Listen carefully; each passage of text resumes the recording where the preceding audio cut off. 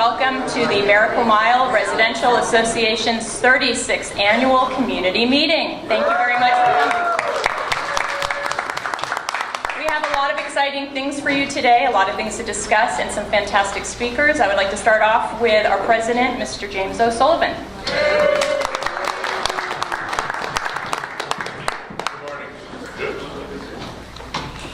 Good morning, everyone. Again, welcome to our 36th annual meeting. Well, that's that's a lot of water under the bridge. How many of you have lived in the Miracle Mile from 1 to 10 years? Raise your hand. Wow. How many from 10 to 20? 20 to 30?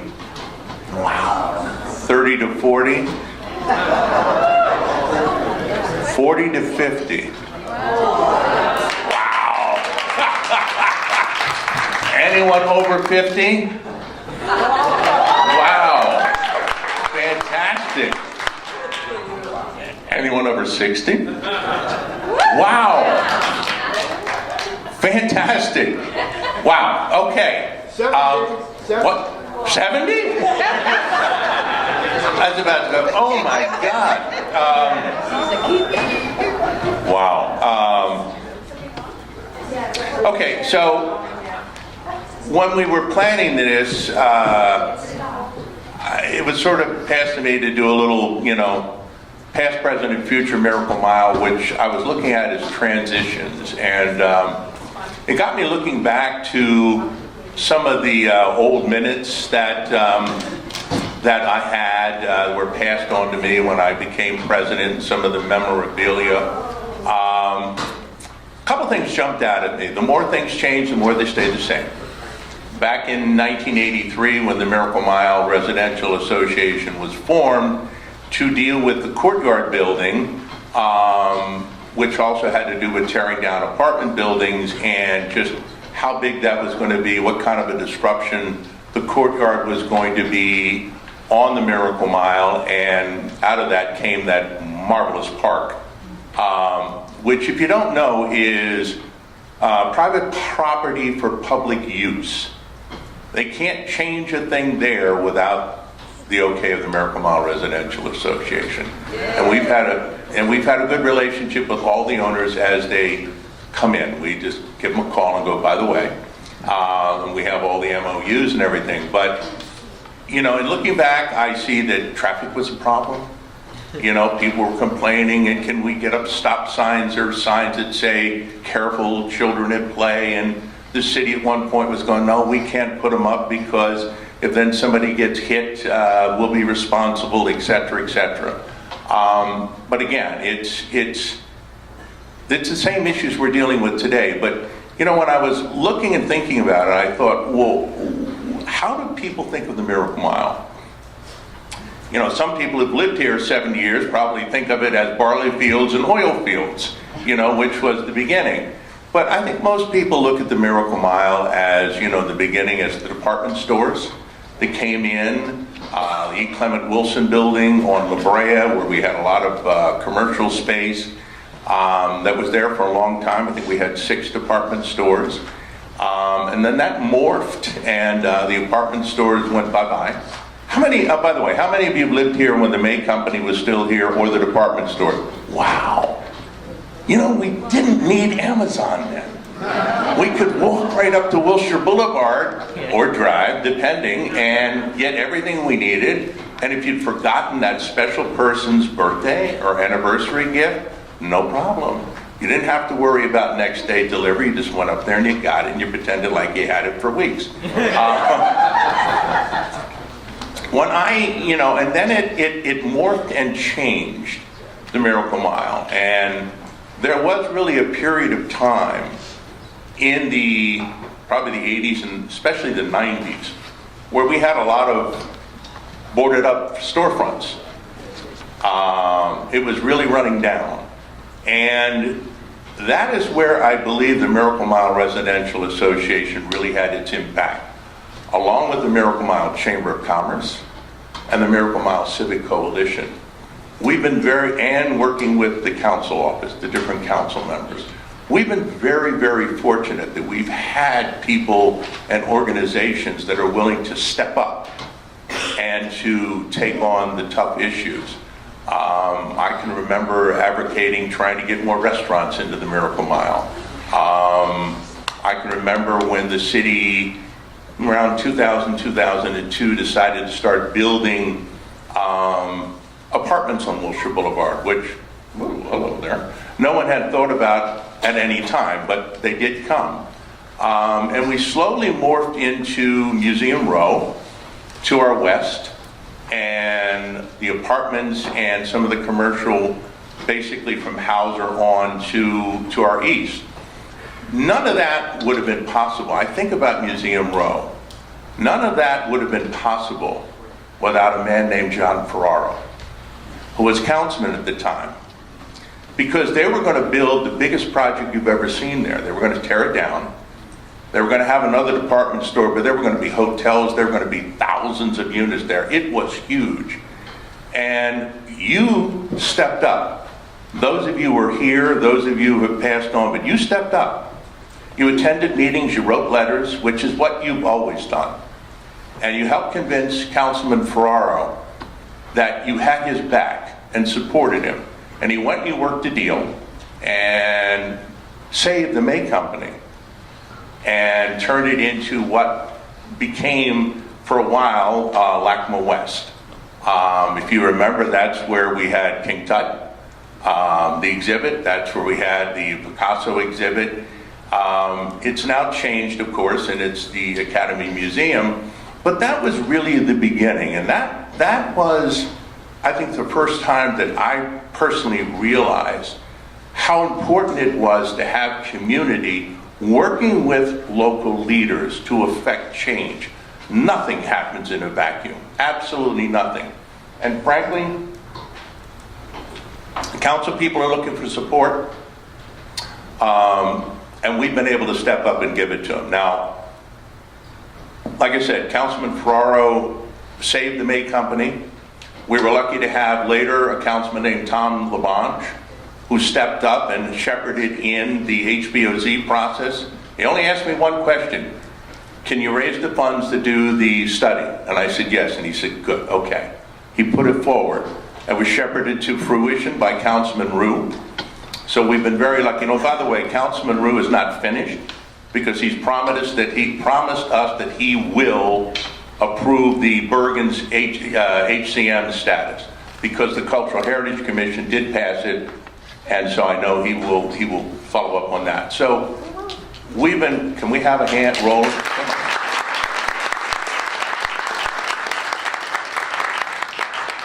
But again, you did that. I didn't do that. The board of the MMRA didn't do that.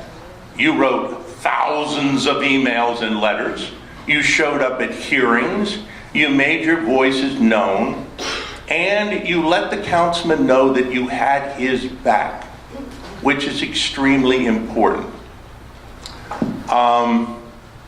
One other thing I thought about, and I hadn't really thought about it, the Miracle Mile. I always focused up on Wilshire and, you know, what it was. And I didn't realize, honestly, I've been here 32 years, and I didn't realize that the neighborhood was here first. The R1, the single-family homes, the R2 and the R3, the multifamily buildings, were built basically between 1924 and 1931-32. The May Company, which was the anchor, did not happen until 1939. So we were here. We've always been here. One of the things that I just kind of want to very quickly gloss over is, not gloss over, but you don't need to take notes, because we're going to put all this up on our website. There are issues facing us. We're under siege. Every neighborhood in the city of Los Angeles is under siege. Every neighborhood in the state of California is under siege, because Sacramento is constantly trying to do things that will increase more and more and more density. That we currently have SB 50, Senate Bill 50, which is the son or daughter of SB 827, which we defeated. Well, again, wrote letters, showed up. And the Senate finally said, no, we're not going to do that. Here in the Miracle Mile, we have the Miracle Mile TNP, the Transit Neighborhood Program, which we're monitoring. We put letters in. There's an environmental impact report. That is supposed to really increase density on Wilshire, on Fairfax, and La Brea, and actually on some of the lots coming back to 8th Street. And we have TOC, Transit-Oriented Communities. Again, I'm putting up all this information on the website so that you can have it. You're going to be needed. We're going to need to step up. We're going to need to write letters. We're going to let the councilman know what he thinks. We're also going to let our assembly members know what we think about these projects. The thing I really wanted you to say, and then I'm going to stop, which is hard for me to do. We do not oppose density. Density in and of itself is not a problem. Let me say that again. Density in and of itself is not a problem. But density without adequate infrastructure and public safety is a problem. And when we lose our power when it rains or when the wind picks up, we have a problem. When we ride down the street and our tires get flattened because the holes in the street, we have a problem. Our water lines and our sewer lines are as old as some of our houses. We have a problem. Probably older. Say what? Probably older, Jim. We have a problem. And we are going to insist, both with the city and with the state. We can support almost anything, but you must make us safe. You must give us the infrastructure that we need to live good lives, to be safe in our homes and in our community. So I just kind of wanted to touch on that a little bit, not to have a downer, because it's not a downer. I know that you will show up. And I know that you and the organizations, the Chamber, the Civic Coalition, and the MMRA will do what we've always done. We reach, it's a terrible word today, but compromise. We have always tried to find compromise. We have always tried to find the best development that works for the developer and the community. And we will do it again, but I want you to be vigilant because transitions are happening again. The changes were happening, or they will happen. So thank you very much. I want to pass it.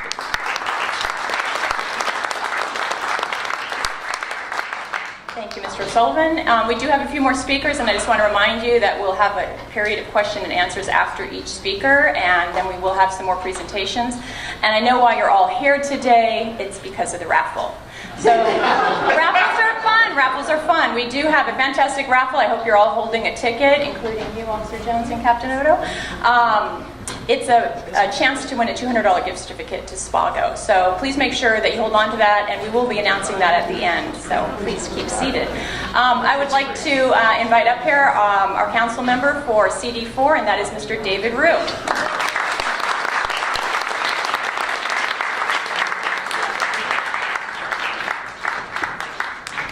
Good morning, everybody. It's great to be here. And you know what, Jim? That was great. You know, at every homeowners association meeting, I think I'm going to, or residential association meeting, I'm going to ask that same question. Because it's good to know, because I think 100%, if not 99% of you have been here, are not only residents, but have been here for a long, long time. And that is really, really important and information for me. I know that I'm speaking with the community. When I say community first and working with the community, I mean you guys. And I thank you. And I love coming to the Miracle Mile annual meeting because it's always a great crowd. It's always a large crowd. It's always people from the community. It's not other folks. And we get right to the heart of the issue. And, you know, I also want to thank, before I start, because, you know, just like Jim, once I get started, I can't stop. But I do have a heart out today because I got to go to another community meeting in the Hollywood area. But I want to thank the Korean Cultural Center, Black Dog Coffee, Einstein Bagels, and of course, our Senior Lead Officer, Perry Jones. Let's give him a round of applause. And of course, Captain Odo from the Wilshire Division. Let's give Captain Odo a round of applause. And I got to tell you, whenever, if there's any kind of spike in crime or anything that happens, I call Captain Odo. He makes things happen. Of course, I'm fighting at City Hall to make sure our LAPD and all of our stations have extra resources and extra police officers. But even before they get there, he's always juggling things around, making sure that he never says no. He always tries to find a way to support the community. So I really want to applaud him for that. And of course, your board, Jim, thank you so very much. Ken, Kimberly, Mark, Joe. But I also want to especially recognize Carrie Garcia. Let's give her a round of applause. And this is why your neighborhood is so great. Because I actually met Carrie here at this meeting, was it 2 years ago? About a year and a half ago. And it was because she also contacted my office as well because she had a peeping Tom. And that prompted her to get engaged.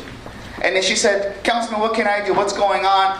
And we were talking about a lot of different issues. And one thing I brought up was, you know what? Captain Odo and our senior lead in our Wilshire division is great, but they don't have the resources to basically patrol your streets every single hour. So she said, what can we do? I said, neighborhood watch. We need support. We need to work together. And before a year and a half ago, there was no real, there were hodgepodges of neighborhood watch activities within the areas, but nothing like what Carrie did in less than a year. She organized. I gave her a challenge. I planted the seed. She came right back with a robust plan. And I got to say, we have lots of great neighborhood watches in the in Council District 4. Toluca Lake has a great one. Sherman Oaks, they organize themselves and they have a great neighborhood watch. But Miracle Mile is one of the best now, in literally a year. And she hasn't stopped. We have another meeting set up, and she's going to give me an update, ask for some more help. And what I want to do is probably get all the other neighborhood watches from the other communities, the leaders from there, just like you, Carrie, and put you guys all together to have more sharing of ideas. But let me get straight to the issues, and I want to also have some Q&A. Historic preservation. Since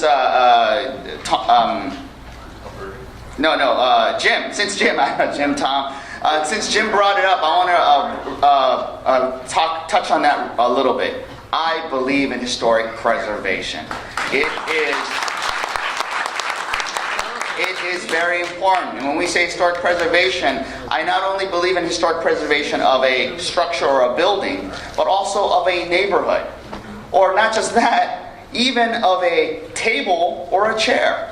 Because it's important to know where you came from, to know where you're going. And if you come to my office in City Hall, I literally have two of John Ferraro. Speaking of Councilmember John Ferraro, I have two of his chairs. I have his couch, and I have his coffee table. And we found the coffee table and couch by accident. When I first got elected, I came over, there was an old couch in the hallway and a coffee table that was going to be thrown out. And before it was, luckily I had Renee Weitzer in my office, who worked for John Ferraro, and said, I remember this couch, I bought it for John, and he used to take naps on it. And I said, this is John Ferraro's couch? I don't care how old it is. So I made a deal with my staff. They said if we reupholster it, we could keep it. So we reupholstered it, and we kept it, and the two leather chairs, it was a set of 6.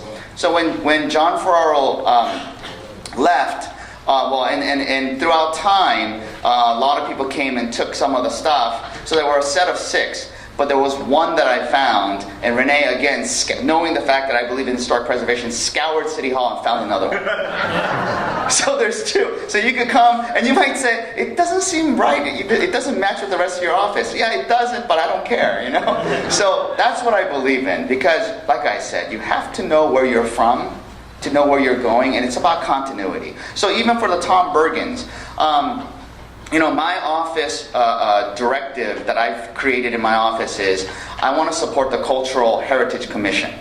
They exist for a reason. They're made up of professionals and residents who know more about this, with support from the historic cultural staff from the city. And whatever they decide, I am going to support. Because I don't want to start getting into the judgment of, I'm not an architect. I don't want to say, oh, that's architectural and that's not. So I rely on the experts to tell me. And I work very closely with the Conservancy as well, who I always consult. And what they recommend to my office, or what they recommend to the city, is what I uphold. So they recommended Tom Bergens for a cultural historic status, and my role in my office is to support what the Cultural Commission recommends, and I will be supporting the Historic Commission historic status. And also, thank you guys for showing up. Thank you guys for showing up, because that really made a difference. That really made a difference in the commission. That really makes a difference in my decisions as well. One thing about some of the other things I'm working on. SB 50. I have an opposition letter that I've submitted for SB 50, which Jim alluded to, which is again, if you guys remember SB 827, that's the state. And what the problem is, there is a huge housing crisis in the city of Los Angeles and the state of California. And don't get me wrong, we need to tackle this housing crisis. This is why, I have lots of people come up to me and say, my son, daughter just got married, they can't afford to buy a house. My kids just graduated college and they're coming, but they can't afford to live in an apartment, so they're coming back home living with me. So this housing crisis is real. And we need to do something to address it. And part of it is trying to increase density. However, when the state tries to do a one-size-fits-all solution, like SB 827, which was the previous version, the first version of SB 50, I say no. Because the thing is, even in the city of LA, what works, forget the city of LA, even in Council District 4, that goes from Silver Lake all the way to Sherman Oaks, and from Miracle Mile all the way to Toluca Lake, what works in Miracle Mile does not necessarily work in the Hollywood Hills or Sherman Oaks. So even within my own district, there's unique characteristics and unique needs of each community. In the city, what works for Miracle Mile might not work for South LA, or Pacoima, or Venice Beach, or downtown LA. They're all different. So when the state elected trying to solve housing comes down and says, what works for Fresno works for LA. What works for LA works for San Diego. It doesn't make sense. There is no one size fits all. I share the need that we do need to have more housing, but making decisions from up in the state where they're mandating us to do something, it's partially unfunded mandate as well, because they tell us to do it without giving us any resources, is not what I support. So I was the first one to lead the charge against SB 827, and of course with your support and all the neighborhoods rallying behind, we were successful. And Jim came up to me along with all the other communities saying, Councilmember, well, because it's not just me, it's a state law, right? So I said, you got my support, we're supporting it, we're gonna pass a resolution in the city of LA to get all of our city lobbyists to lobby against it, but also I need the communities to lobby and ask your assembly members and state senators to also oppose, and that's how we defeated SB 827. SB 50 is a newer version that came down. It still has a lot of problems. It's a lot more promising because they actually heard many of our concerns, but the problem is they heard it, they said they're going to change it, but they haven't changed anything yet. So, because for example, we don't want just because you're near a bus stop that it's considered transit-oriented development, and anything around it in a whatever circumference radius, there's no zoning matters. So what's the point of having a historic preservation overlay zone? What's the point of getting an HPOZ? What's the point of the city of LA? Basically, if 827 passed, definitely. SB 50, it's still questionable because they're still not giving answers, but there's no need for the planning department in the city of LA. There's no need for my office to get involved with anything because the state will have jurisdiction over all local planning, which is a big, big problem. So that's where I am on that. A couple of other things I'm working on is a tree canopy policy. Right now we're in a big struggle. Well, first and foremost, I am doing whatever I can to protect the urban forestry. Our tree canopy is very important. I'm sure you know why. It's not just shade. It's not just environmental benefits. for the birds. I mean, all of these reasons, but we have a very lack of it. And our urban canopy has been shrinking throughout the years. But we are at a crossroads because we now have infrastructure problems like sidewalk repair, which we now have a policy to fix all sidewalks in the next 30 years. We fixed all the sidewalks that could be fixed. Now, clearly the number one culprit of broken sidewalks is trees, right? So now we're at a crossroads between, if we fix the sidewalk, we have to remove the tree, or we have to cut down the tree. Of course, we'll plant a new tree, but we have to cut down the tree. So now it becomes, do we save the tree, and what do we do with the sidewalk? And so what we're doing is, the initial program that Windsor Square community has come up with. They have we're working closely with them in the Larchmont Village as a test case scenario to come up with a tree replacement policy and a whole urban canopy protocol that we're doing. So that we want to be able to use and see how we can mediate between the need to fix sidewalks and trees, and then replicate that for the rest of the city. Because as much as we like to say that we don't have enough open space, green space, and trees in our district, we're actually kind of lucky.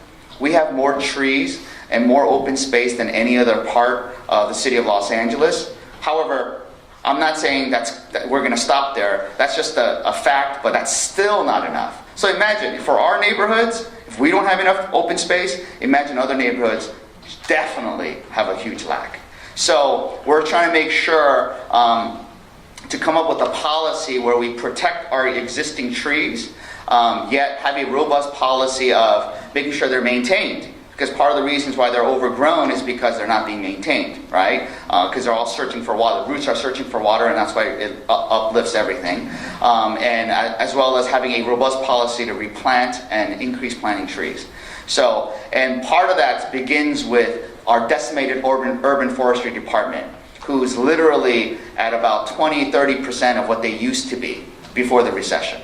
So every time there's a bad budget year, and especially when the recession hit, our urban forestry division got completely decimated. And a lot of the tree trimming services, no tree trimming services were done by the city of LA about a year ago. Only emergency tree trimming was done by the city of LA. Everything else was contracted out. Sometimes the contracts became so lucrative that it was even more expensive than doing it by in-house workers, because these are big contracts and not many firms are able to even respond to it. So it became a huge problem. So one of the first things that I'm doing is we're reinstating and we're re-supporting, and I think we put about 70 new staff at Urban Forestry. Sounds like a lot, but that's a drop in the bucket for the entire city of LA. We're also battling attrition, meaning the baby boom generation is starting to retire, and urban forestry, like every other department in the city of LA, is experiencing massive retirements, because 40% of our entire workforce is going to be eligible for retirement by next year. Yes. Not to say they're all going to retire at once, but they're eligible for retirement. And even LAPD knows this too. It's great for our officers who are getting promoted, because a lot of the senior ranking officers are retiring. And when they retire, we hire. And it's to a point where there's been so many musical chairs that I'm glad, I'm going to shackle Captain Oda so he can't go anywhere. But if he gets promoted, I can't stop him, right, in his career. But there's been so much movement. And it's because there's a lack of staff. So this is a bigger problem, systemic problem within the city. We're trying to hire as fast as we can. But even when we hire, now we have a knowledge transfer issue. Because a lot of our senior, most experienced workers, employees, are leaving without being able to impart their knowledge on the next person.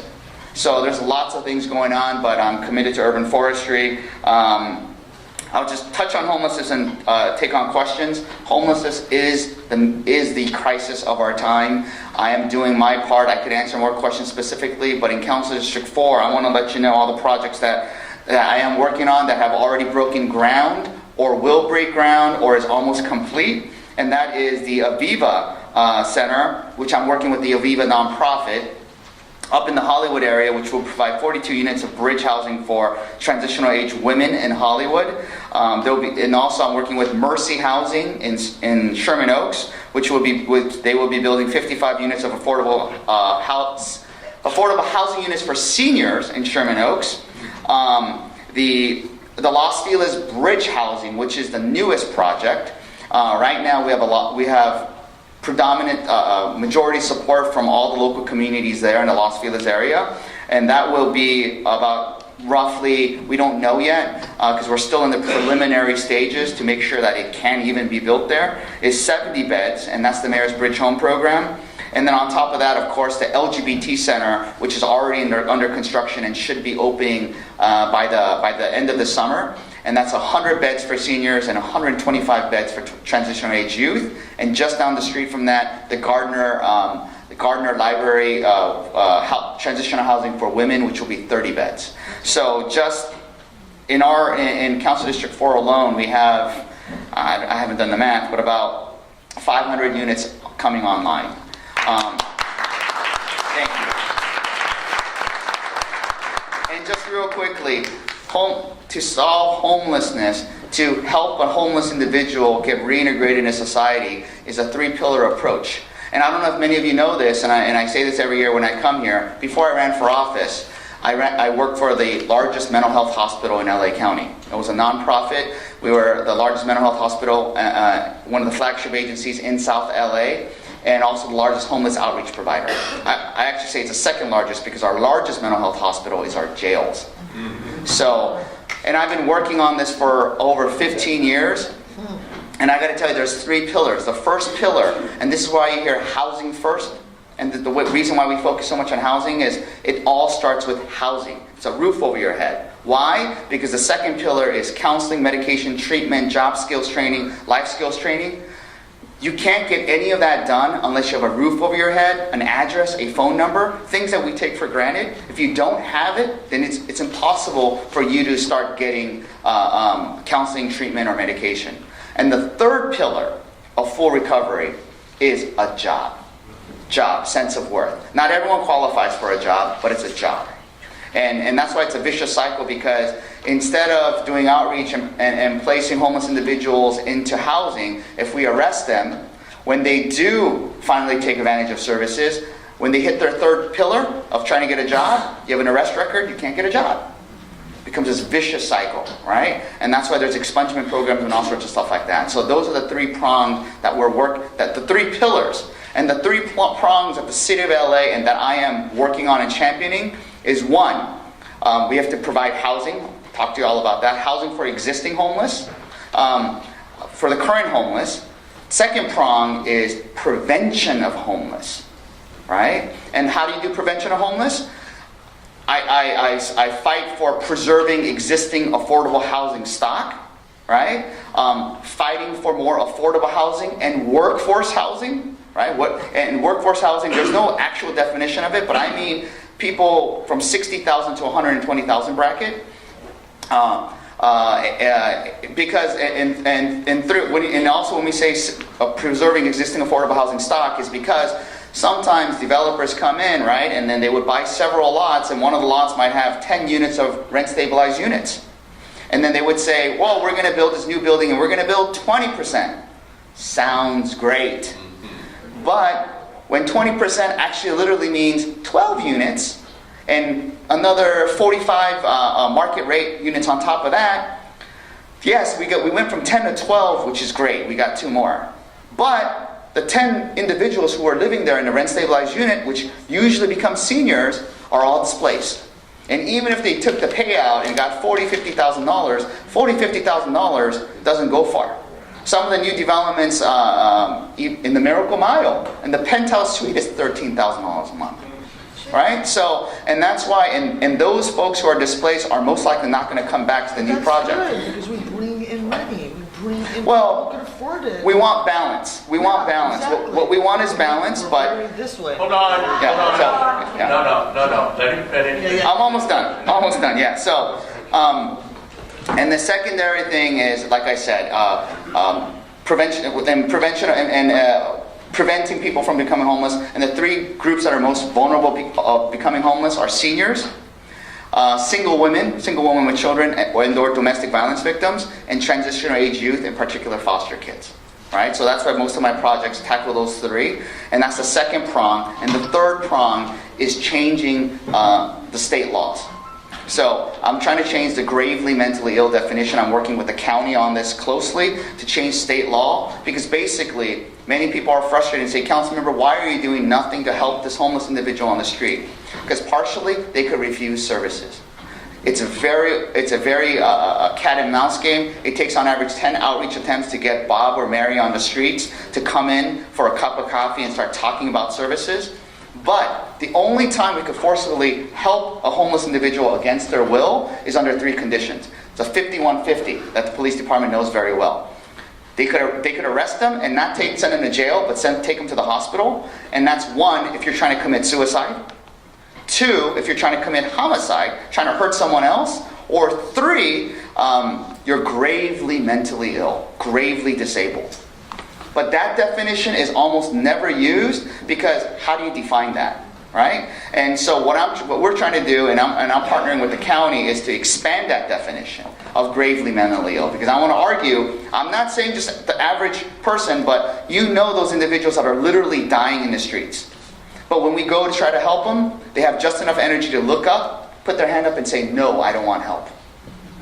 But I'd like to contend that that individual is actually committing slow suicide, right? And this current system is, until you're so bad that you're trying to commit suicide, or you get a heart attack or a stroke, we take you to the hospital, we stabilize you, and if you say, I want to leave, we have to let you leave. And it becomes this vicious cycle. So we're trying to say, for those individuals, and it's only 1% of the population, that we want to expand the ability for us to give them involuntary care. Now, sounds great, and it's a big struggle, it's a big uphill climb to change this law, but if we do change it, it goes back to, again, housing first. Because there's 53,000 homeless individuals in the county of LA, 32,000 in the city of LA. If we were able to take 1% off the streets because this law changed, we're talking 300 to 500 people, nowhere to put them. That's why we say housing first, right? The fact that all these people are refusing services, not that it's a good thing, but if they all came in and wanted services at the same time, there is no way we could handle that capacity. So we're trying to build that capacity in the front end, we're trying to work on the back end, and we're trying to prevent it to even begin with. Because, one last thing, because prevention is important, because last year, we housed about 14,000 people, homeless people, into housing. So you should say, Councilmember, shouldn't homeless numbers go down by 30-40%? We had about the equal number of people become homeless. So that's what I mean. It's not just the existing homeless that we're tackling, but it's prevention of homeless. And that's where, again, this whole question about development, we need to tackle this affordable housing crisis and housing crisis overall, but it needs to be done in a proper way. Just because you say, we're going to build 20%, we're going to build this, when you look at the details, it's actually you went from 10 to 12. That's not really solving. Or, transportation or all these other things, but I'm going to stop there and take questions.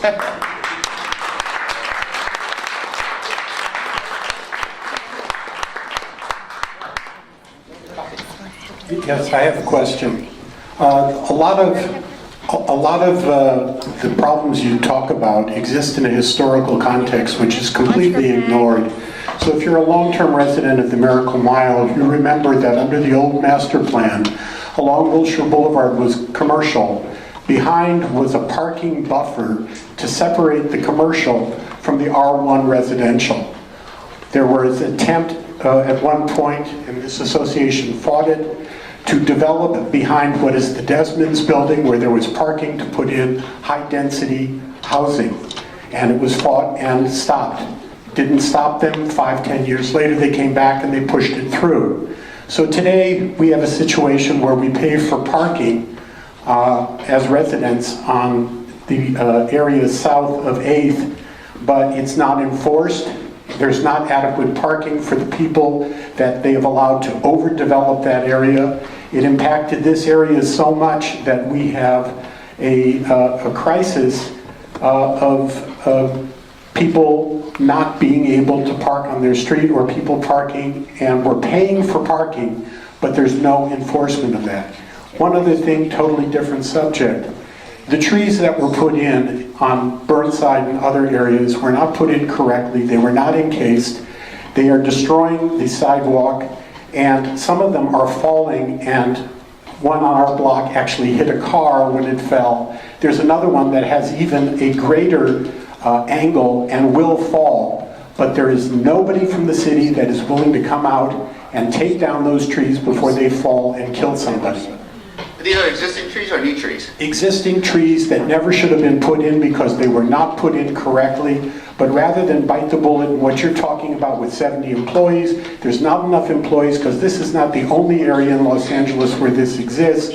So what we do, it winds up costing us more money in the long run, replacing sidewalks, doing things because things were done incorrectly, instead of going in and saying, look, these trees all have to come out, and the correct trees and correct encasement has to be put in so that we don't have this constant situation. And I was in front of my house the other day, and some woman hit a part of the sidewalk that was up, and she fell down. So people are getting hurt. All right, so Rob could follow up with you on those trees, and that's exactly what we're trying to do. And actually, we have a new director of street services, which urban forestry is under, and so we're coming up with brand new innovative ways, and he's trying to make all the resources stretch so we can get to all the dead tree removals or any damaging trees. And one could contend that it's not just those trees that you're talking about, but majority of the trees that were planted in the city of LA were the wrong trees, and primarily the ficus trees, which was a great option at the time because it was such a sturdy tree, but it is so sturdy that those roots go everywhere and it will do anything to survive, which is why these roots get into the pipelines. This is why it goes to some people's toilets, and this is why it uplifts sidewalks, because it's in search of water. It's very difficult because while we need to fix all the sidewalks, it's also the urban canopy, and and when I say I will listen to all different sides and listen to all different stakeholders and interest groups from your community and all the other areas, then it means sometimes I have to also take into account people that you might disagree with or dislike. And there is a large contingent of folks who are for trees. Not to say good or bad, but trees also provide lots of shade. Many would contend that instead of taking out the tree, meander, right? So make a meandering sidewalk, meaning make the sidewalk smaller, or actually go into private property, which you could see how difficult this is, right? To try to get into private property because the private property owner has to agree, give some land to the city, all of that, or even meander to the street, to make a new sidewalk in a street, which sounds great, but it takes out parking now, right? So, these are all the different challenges. It's easy to say, just cut down the tree, which many times I'm tempted to do because we also have a legal liability. But this is why I am fortunate, and I am fortunate to have the most trees in Council District 4, and unfortunate because I deal with this battle every single day in every single neighborhood. And that's why my field staff, Rob, all my field staff could go out there and point out to you what tree that is. They're like mini arborists already. They could tell you what tree it is, if there's a beetle bug on it, and what's going on. They could tell you the history of every tree. But that takes away from my staff to do other jobs for you. So which is why I'm trying to make this urban forestry more robust, because I can't keep on for every single tree. I can't have independent arborists come in with the city arborists and the community's arborists all battling each other on whether this tree should leave or stay. So that's why we're trying to come up with a more robust policy so that we can have more of a set guideline on how a tree should leave, or when it should be cut, or how it should be cut and replaced. So we don't have to do this every single time. So I'm trying to, but we'll look into your trees. If they are literally red tagged, but for some reason they're not being cut down because of a lack of staff, then that's where I come in and we could push it if it's a no-brainer. But then we'll see what other issues are around, and I'll make sure Rob gets back to you on that. So Rob's in the front right here. Oh, let me introduce Rob Fisher. Rob, stand up. This is Rob Fisher.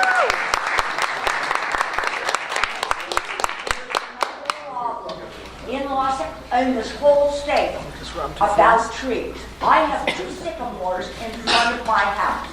Now at UC Irvine, I don't need it. UC Irvine, they took out 1,000 trees, all sycamores, because they are all infected with weevils. My trees are infected. I have called the urban people. The guy leaves me a message. No, we're going to just wait till the tree dies. The trees are dying. The branches are starting to fall off the trees. What's going to happen if somebody walks by them or that tree lands in my house? They are doing nothing about it. It is a disease on the trees, inside. And you can tell if you have a sycamore in front of your house. There are 2 different kinds of sycamores. I know Jerry Kearney, he's the head of the LA County Agricultural District. I get my information from him. He sent me outside to look at my trees. If you have almost microscopic holes on the trunk, you've got the disease and your tree is going to go, and they will not listen to me. Yeah. So thank you for that. And this is the struggle that we face with every day. I am not an arborist. I am not a tree expert. And this is why, and part of the drought, now that we had so much rain, it's helping with the drought. And this is why a lot of our many trees, it is true, are infected by the beetles that bore into the trees. And that's why when it rains and the tree gets actual nutrition, the sap comes out and the tree sap pushes the beetle out, right? But then when there's a drought and the tree doesn't have enough nutrients and water, it doesn't have enough resources to fight off the beetle bug. That's why we've been having more of a rash of dead trees or trees dying. Now, unfortunately, I have to rely on our arborists, and that's why I'm augmenting the arborists in our urban forestry department, because the current policy is the tree has to be dead to be removed. If it's dying, it's not possible. We can't remove the tree if it's dying. And that's where, again, I have to rely on the urban forestry arborists to come in and let me know when it should be cut or when it should be removed. I mean, I have a hard time, and that's why I augmented the department by 70 staff, because, well, not just myself, but I had to get the buy-in of the entire city council, is because they were having a problem cutting down actual dead trees. So that's a bigger problem when it's actually they notified and they red tagged it and said this is a dead tree, but we still couldn't remove it, but because they didn't have enough staff. So we'll take a look at your tree again. The other thing is, we get this is why I get paid the big bucks here, because I get hit from both sides. So because there's individuals like yourself who want me to cut down those trees, and saying what if the sidewalk, I mean, the various trip and fall lawsuits that we have, that we're paying out millions of dollars, is ridiculous. Whenever a tree branch falls on a car, we pay that out, all of that. But on the flip side, then we have a lot of the pro-tree groups, who most of them are based in our district too, by the way, who are suing the city against cutting down any of these trees. So that's why, and I mentioned that in Windsor Square in Larchmont Village, I'm using that as my pilot. The Rite Aid. You know the Rite Aid in Larchmont Village? There's those 2 trees in front, right in front of the newspaper stand where it's uplifted, right? The owner of Rite Aid is willing to pay for the removal of the tree and fix that sidewalk. But the community there doesn't want it removed. Come on. Right? So, no, because part of the beauty of Larchmont Village are the trees. Why a tree? Right? If you walk down, it looks beautiful, right? So, and that's why we're trying to come up with a tree replacement policy where we just do maybe 2 at a time, because we don't want it to be a free-for-all, because if all the trees got removed, because there's a lot of bad sidewalks on Larchmont Village, if all the trees got removed and put little trees, it'll completely change the feel. So it's about having a proper replacement strategy over time. But I got to tell you, Rob Fisher has been doing this for a while now, and we finally have resolution, and that's why I'm telling you this, but it took a year to come to resolution. I literally had to bring in a dispute resolution mediation team to mediate between the community and the business improvement district, so we could, because they agreed on the removal, but they didn't agree on the tree. right? Right now, the African fern, the trumpet, what's the third approval? Brisbane box. Brisbane box. Those are the three that the city of LA has approved. But then they wanted what?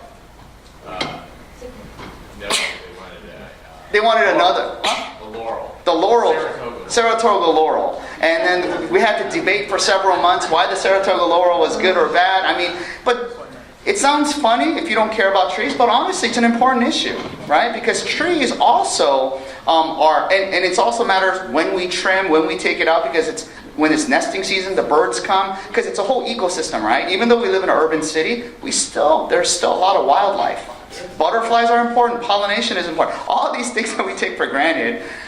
This extreme weather is bad, but it's created a huge bloom, and there's all these butterflies, which is good, right? So the birds are like, who cares about the birds? Well, the birds are important. The birds and the bees all are connected to the ecosystem. And if we cut down all these trees, it's not just the lack of shade and the cycling of our CO2 and our oxygen, but it's also for bird nesting, right? So there's all these.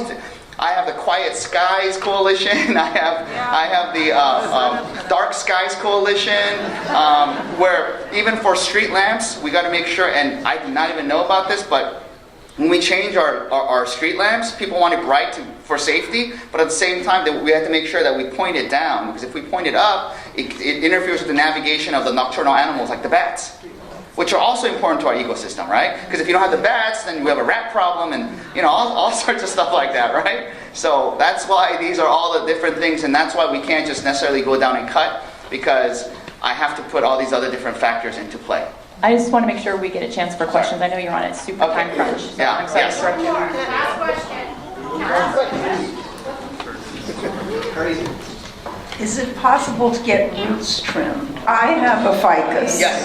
And I'm not even in your district, but I'm in Weston's district. And I'm so sorry to interrupt you. With the limited time we have, all due respect, I Any think other we question? have a resource. Move on to another question. Rob can follow up with you. Rob will stay behind. Rob's in the front right here, and he'll follow up with you about root pruning. We're going to talk about the homeless issue. There's a group called Covenant House, and I've been informed they're going to open a homeless refuge for youth right next to my house. Where's your house? On Ridgely and Olympic on the corner. And I want to know if they have applied for permits and if they have any approvals. And if this place in Peter. Okay, And there's an overflow Yeah. situation that comes with all that and use. And there's like 29 units in that building, and it's only 10% occupied at the moment. It's virtually vacant. And I live next door. Okay, so Covenant House. Let me tell you about Covenant House. Covenant House is an agency that's been around for a very long time. I'm not sure. Now, unfortunately, for many of my projects, only one project or two projects in the list that I gave you are actually run by the city, and that's the Los Feliz Bridge Home Project. And also the Gardner Library, because it's a city-owned building. Every other project from Mercy Housing, Aviva, and LGBT Center are all nonprofits who is like a developer. They could tell me what's going on or not tell me, because it's a private development project, right? Just as if you bought the house next door and you wanted to do some things to it, you have the legal right to do it. You don't have to tell anyone unless you impinge, right? You're going to do bigger or something different that's not within the envelope of what you're legally allowed to do. Like, for example, if you want to remodel your bathroom or build a new bathroom, you totally can, as long as you pull the permits correctly. But you're not to build a bathroom. You don't necessarily have to tell all your neighbors. So I am not fully aware of the Covenant House project yet. I do know Covenant House has locations. Wait, where's your location again? Theirs is at Western, the big one. But Oh, the Western one I know. yeah, Yes. I'm Ridgely and Olympic, and we were talking about this over a year ago. Well, we'll look into it. I'll have Rob follow up with you, because I haven't heard about that one. Empty building, and it just Not went- empty. What's that? Not empty. No, there's about 10% occupancy. So we'll look into that. I haven't heard about that. The Covenant House that I'm thinking about is the one on Western, which is an already existing transitional youth housing. But yeah, so Please drive by and take a look at the building. okay, the lady, I just want to interject on that. I am familiar with that. Yeah. It is a rumor. The property is for sale for $4.1 million. But it is actually just a rumor. There are no permits pulled for it. That's great. Well, actually, Covenant House wouldn't get a tax write-off because they are a nonprofit. So they don't, They don't have parking for this kind of stuff or yeah. anything. Well, so so thank you. I mean, first time I'm hearing it, and I guess the rumor, if it's on the market, anyone could buy it. They got 30 rooms in that building, and they don't have Okay. actual kitchens, and So, so, you know. yeah, so not aware of that. I'm not aware of that project. Homeless in there. Yeah. Yeah. Let me, the woman in the white had the mic. Thank you so much. Yeah. Could you comment on the regulations for the electric scooters in our area? Oh, yes, thank you. Now, I don't know where you guys stand on the electric scooters, if you like it or not. Okay, so, but I want to tell you, I am in favor of the electric scooters, okay? And let me tell you why. And the minute the electric scooters become a tremendous nuisance, and you guys are in unison telling me that you oppose it, then I will be the first one to tell them to leave, okay? But let me tell you why I am in support of it. Because most of like the development concerns that we have is not just development, it's infrastructure problems, but it's also traffic problems, right? Especially transit-oriented development, just because you're next to a bus stop or a subway, they get a reduction in parking. And what usually happens is the people who live there, the thought is they are going to take public transit. But reality doesn't turn out that way. For a variety of reasons, and we're trying to solve all that. Maybe the bus is not safe enough, clean enough, doesn't have Wi-Fi, whatever it is. But we're trying to get to a city where it's multimodal, right? Because a lot of folks who don't have the luxury to live near a transit station, but are willing to take the bus or subway, their number one problem is the first and last mile problem. Meaning, how do I get to the subway? I don't mind taking the subway, but I need to drive there, there's no parking there. I can't get there. I could Uber and Lyft there, but Uber and Lyft is also cars, right? So it's about this first and last mile problem and how we're going to solve it. So, every time, one of the top concerns is traffic, and I'm trying to figure out every which way we could solve traffic.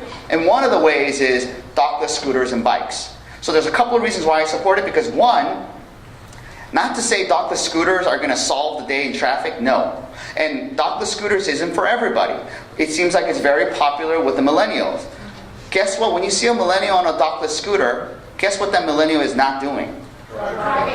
Driving or taking an Uber or Lyft.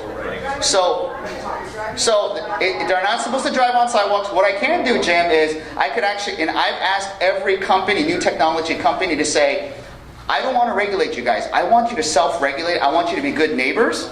And many of them have heeded the response, and I could get them to come to your next meeting whenever you want to give a presentation, to take concerns, to tell you about all the things that they're working on. Because the other thing is, even if we try to ban it, it's already here. Technology is moving so fast.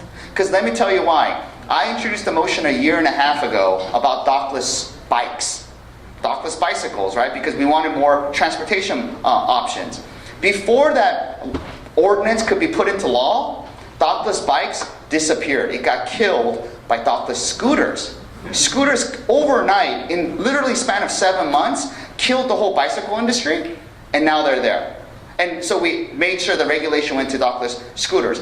One good thing about scooters better than bikes is the biggest concern we had about dockless bikes is what's like happening in China. They're just stockpiling them everywhere because they make so much money that they just don't care. They just leave it out, and it's just piling up. And it's not being redistributed.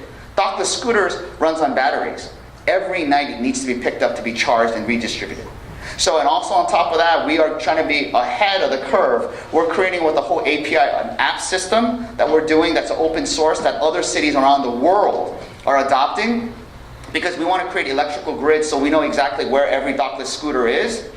But on top of that, where every Uber and Lyft is. On top of that, if drones are coming, and we got to make sure that we are ahead of the drones before the drones overtake us. Where the drones are going to be at, possibly air taxis or all these other new technologies, we have to be ahead of the curve, and we want to know where they're at, because if they're doing something wrong, then we could actually prevent them from doing it.